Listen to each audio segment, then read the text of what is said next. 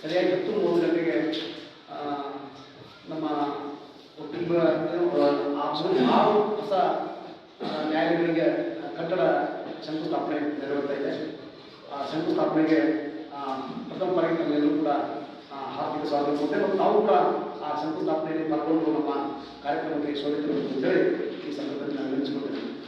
ಏನು ನಾಳೆ ಏನು ಶಂಕುಸ್ಥಾಪನೆ ಆಗ್ತಕ್ಕಂಥ ಒಂದು ಕಾಮಗಾರಿ ಬಗ್ಗೆ ತಮಗೆ ನಾನು ಲಿಖಿತವಾಗಿ ಮಾಹಿತಿ ಕೊಟ್ಟಿದ್ದೀನಿ. ಏನೇನು ಕಾಮಗಾರಿ ನಡೀತಾ ಇದೆ ಒಕ್ಕಲಿಗ ಸಂಘದಲ್ಲಿ ಸುಮಾರು 2023-24 ಲೆಕ್ಕ ಸಂಚಿಕೆಯಲ್ಲಿ 1700 ರೂಪಾಯಿ 60 ಲಕ್ಷ ರೂಪಾಯಿಗಳನ್ನು ಸರ್ಕಾರ ಮಂಜೂರು ಮಾಡಿ 6 ನ್ಯಾಯಾಲಯಗಳ ಹೊಸ ನ್ಯಾಯಾಲಯಗಳ ಒಂದು ಕಟ್ಟಡವನ್ನು ನಾಳೆ ಮಾಡ್ತಾರೆ. ಅದರೊಂದಿಗೆ ಏನು ಅತ್ಯಂತ ಪ್ರಮುಖವಾಗಿ ಬಾಗಲಕೋಟೆಯಲ್ಲಿ ಸುಮಾರು 3 ಸಂತ್ರಸ್ತರ ಪ್ರಕರಣಗಳು ನಾವೆಲ್ಲ ಪತ್ರಿಕೆಯಲ್ಲಿ ಬಂದಿದ್ವಿ.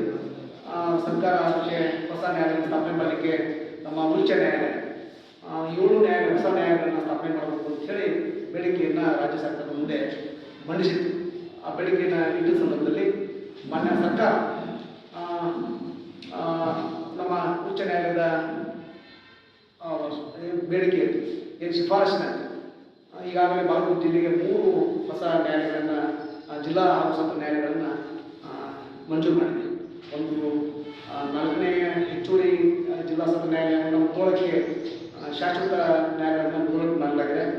ಆಮೇಲೆ 5 ಮತ್ತು 6ನೇ ಹೆಚ್ಚುವರಿ ಜಿಲ್ಲಾ ಹಾಗೂ ಸತ್ರ ನ್ಯಾಯಾಲಯಗಳನ್ನು ವಿಶೇಷವಾಗಿ ಭೂ ಸ್ವಾಧೀನ ಪ್ರಕರಣಗಳು ಸುಮಾರು 22,000ಕ್ಕೂ ಹೆಚ್ಚು ಭೂ ಸ್ವಾಧೀನ ಪ್ರಕರಣಗಳು ವಿಚಾರಣೆ ಹಂತದಲ್ಲಿ ಜಿಲ್ಲೆಯಲ್ಲಿ ಬಾಕಿ ಇದೆ. ಅವುಗಳನ್ನು ಶೀಘ್ರದಲ್ಲಿ ಇತ್ಯರ್ಥಪಡಿಸಬೇಕು ಅಂತ ಹೇಳಿ ಮಾನ್ಯ ಸರ್ಕಾರ ಮಾನ್ಯ ನ್ಯಾಯಾಲಯದ ನಮ್ಮ ಉಚ್ಚ ನ್ಯಾಯಾಲಯದ ಶಿಫಾರಸಿನಲ್ಲಿ ಸುಮಾರು 3 ನ್ಯಾಯಾಲಯಗಳು ಮಂಜೂರು ಮಾಡಿ ಈಗಾಗಲೇ ಗೊತ್ತಾಗಿದೆ. ಇನ್ನೊಂದು ಹೆಚ್ಚುವರಿ ನ್ಯಾಯಾಲಯವನ್ನು ಸ್ಥಾಪನೆ ಮಾಡಲಿಕ್ಕೆ ಸರ್ಕಾರ ಅನುಮೋದನೆ ಕೂಡ ನೀಡಿದೆ. ಆದರೆ ಅದು ಇನ್ನೂ ನಿಜವಾಗಿ ಸರ್ಕಾರದ ಆದೇಶ ಇನ್ನೂ ಆಗಿಲ್ಲ. ನ್ಯಾಯಾಲಯದ ಹೊರಗೆ ಬಂದಾಗ ಅದು ಕೂಡ ಅನುಷ್ಠಾನಗೊಳ್ಳೋದು.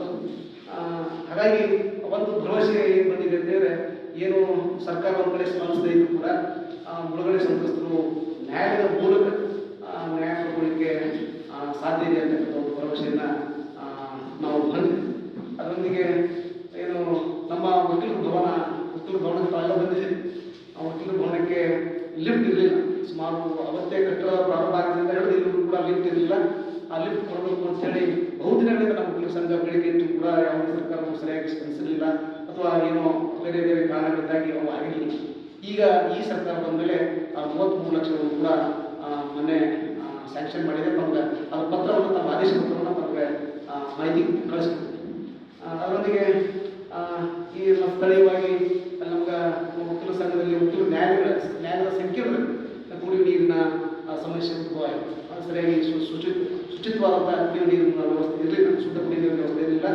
ಈಗ ನಮ್ಮ ಸ್ಥಳೀಯ ಶಾಸಕರು ನಮ್ಮ ಪ್ರದೇಶಾಭಿವೃದ್ಧಿ ಒಂದು ಅನುದಾನ ಸುಮಾರು 4 ಲಕ್ಷ ರೂಪಾಯಿಗಳನ್ನು ಕೊಟ್ಟು ಕಾರ್ಯಕ್ರಮ ಮಾಡ್ತಾ ಇದ್ದಾರೆ. ನಾಳೆ ಕಾರ್ಯಕ್ರಮ ಬಹಳ ವಿಶೇಷವಾದಂಥ ಕಾರ್ಯಕ್ರಮ ಇದೆ.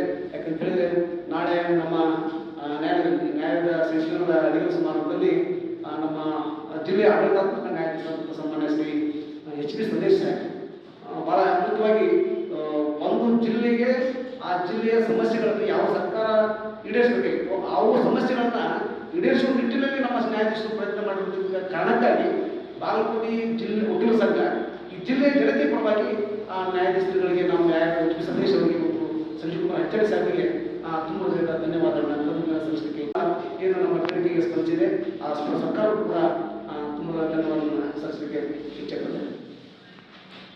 ತಿಳಿಸಿದಾಗೆ ಕಾರ್ಯಕ್ರಮದ ಅಧ್ಯಕ್ಷತೆಯನ್ನು ಕಾನೂನು ಮಂತ್ರಿಗಳು ವಹಿಸಿದ್ದಾರೆ ಮತ್ತು ಘನ ಉಪಸ್ಥಿತಿಯನ್ನು ಶ್ರೀ ಸತೀಶ್ ಜಾರಕಿಹೊಳಿ ಅವರು, ಅದರೊಂದಿಗೆ ಮುಖ್ಯ ಅತಿಥಿಗಳಾಗಿ ನಮ್ಮ ಜಿಲ್ಲೆಯ ಉಸ್ತುವಾರಿ ಸಚಿವರು ಶ್ರೀ ಅರವಿಂದ್ ಕುಮಾರ್ ಸಾಹೇಬರು, ಅದೇ ರೀತಿಯಾಗಿ ಮತ್ತೊಬ್ಬ ಮುಖ್ಯ ಅತಿಥಿಗಳಾಗಿ ನಮ್ಮ ಜಿಲ್ಲೆಯ ಲೋಕಸಭಾ ಸದಸ್ಯರಾದಂಥ ಸನ್ಮಾನ್ಯ ಶ್ರೀ PC ರೆಡ್ಡಿ ಅವರು, ಮುಖ್ಯವಾಗಿ ನಮ್ಮ PH ಪೂಜಾರ್ ಮತ್ತು ನೀರಾಣಿ ನಮ್ಮ ಸಂಘದ ಹಿರಿಯ ಸದಸ್ಯರು ಅವರು ಕೂಡ ತಮ್ಮ ಪ್ರದೇಶಾಭಿವೃದ್ಧಿಯಿಂದ ನಮ್ಮ 5 ಲಕ್ಷ ರೂಪಾಯಿಗಳನ್ನು ನ್ಯಾಯಾಲಯಗಳ ಇದು ನಮ್ಮ ಲೈಬ್ರರಿ ಗ್ರಂಥಾಲಯದ ಇನ್ಫ್ರಾಸ್ಟ್ರಕ್ಚರ್ಸ್ಗೆ ಕೊಟ್ಟಿದ್ದಾರೆ.